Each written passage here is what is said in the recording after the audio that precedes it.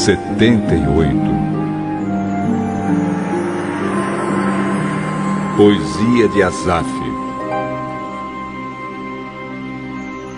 Meu povo, escute o meu ensino e preste atenção no que estou dizendo, pois falarei com vocês por meio de provérbios e explicarei os segredos do passado. São coisas que ouvimos e aprendemos, coisas que os nossos antepassados nos contaram. Não as esconderemos dos nossos filhos, mas falaremos aos nossos descendentes a respeito do poder de Deus, o Senhor, dos seus feitos poderosos e das coisas maravilhosas que Ele fez. O Senhor deu leis ao povo de Israel e mandamentos aos descendentes de Jacó. Ordenou aos nossos antepassados que ensinassem essas leis aos seus filhos, para que os seus descendentes as aprendessem, e eles, por sua vez, as ensinassem aos seus filhos. Assim também porão a sua confiança em Deus. Não esquecerão o que Ele fez e obedecerão sempre aos seus mandamentos. Eles não serão como os seus antepassados, um povo rebelde e desobediente, que nunca foi firme na sua confiança em Deus e não permaneceu fiel a Ele. Os homens da tribo de Efraim, armados com arcos e flechas, fugiram no dia da batalha. Os israelitas não cumpriram a aliança que Deus havia feito com eles e não quiseram obedecer à sua lei. Esqueceram os milagres que Ele havia feito na presença deles. Diante dos seus antepassados, Deus realizou milagres na planície de Zoan, na terra do Egito. Ele dividiu o mar e levou os israelitas pelo meio dele. Ele fez com que as águas se levantassem como muralhas. Durante o dia, Ele os guiava com uma nuvem e de noite os conduzia por meio de um clarão de fogo.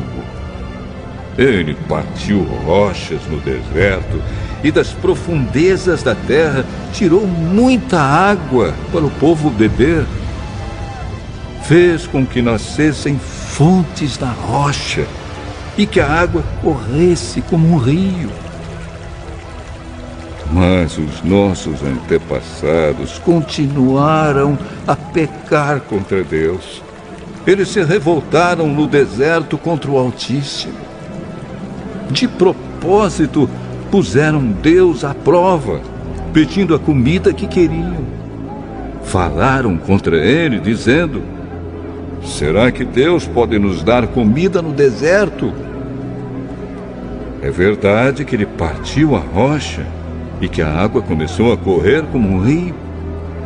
Mas será que Ele pode nos dar pão? Será que pode fornecer carne para o seu povo? Quando o Senhor Deus ouviu isso, ficou furioso. Ele atacou seu povo com fogo, e a sua ira contra eles aumentou, porque não confiaram nele e não acreditaram que ele os poderia salvar. Porém, Deus deu ordem ao céu lá em cima e mandou que as suas portas se abrissem. Ele deu ao povo pão do céu, fazendo com que caísse o maná para eles comerem. E assim comeram o pão dos anjos. Deus lhes deu comida com fartura. Depois, Ele fez soprar do céu o vento leste e, pelo seu poder, agitou o vento sul. Sobre o povo fez cair tantas aves que pareciam nuvens de pó ou os grãos de areia de uma praia. As aves caíam no meio do acampamento, em volta das barracas. Então os israelitas comeram e ficaram satisfeitos, pois Deus lhes deu o que eles queriam. Mas Enquanto estavam comendo, antes mesmo de ficarem satisfeitos, Deus ficou irado com eles e matou os homens mais fortes, os melhores jovens de Israel. Mesmo depois desses milagres, o povo ainda continuou a pecar e não quis acreditar em Deus.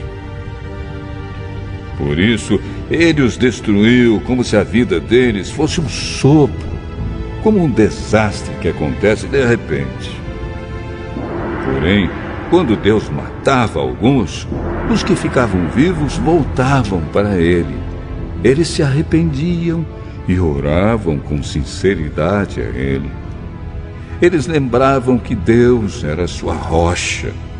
Lembravam que o Altíssimo era o seu Salvador. Mas todas as palavras deles eram mentiras. Tudo o que diziam era apenas para enganar. O coração deles não era sincero para com Deus, e não foram fiéis à aliança que Deus havia feito com eles. Porém, Deus teve misericórdia do seu povo. Ele não os destruiu, mas perdoou seus pecados. Muitas vezes parou com a sua ira e não se deixou levar pelo seu furor. Lembrou que eles eram mortais, eram como um vento que passa e não volta mais. Quantas vezes se revoltaram contra Deus no deserto? Quantas vezes o fizeram ficar triste? Repetidas vezes o puseram à prova e entristeceram o santo Deus de Israel. Eles esqueceram o seu grande poder e do dia em que ele os tinha salvado dos seus inimigos. Esqueceram as coisas maravilhosas e os milagres que ele havia feito na planície de Zoan, na terra do Egito. Ali ele fez com que os rios virassem sangue, e assim os egípcios ficaram sem água para beber. Mandou moscas para os atormentarem e rãs que estragaram seus campos. Também mandou gafanhotos para comerem suas colheitas e destruírem as suas plantações. Com chuvas de pedras, destruiu as suas videiras e com geada as suas figueiras. O seu gado e as suas ovelhas também morreram por causa das chuvas de pedra e dos raios. Ele os destruiu com o fogo da sua ira e com seu grande furor e a sua maldição, que vieram como mensageiros da morte. Ele não parou com a sua ira, nem deixou que eles vivessem, mas os matou com uma praga. Em cada casa, na terra do Egito, Deus matou o filho mais velho. Depois, como pastor, Deus conduziu o povo de Israel para fora do Egito e o guiou pelo deserto. Ele os guiou com segurança e eles não tiveram medo, mas os seus inimigos foram cobertos pelo mar.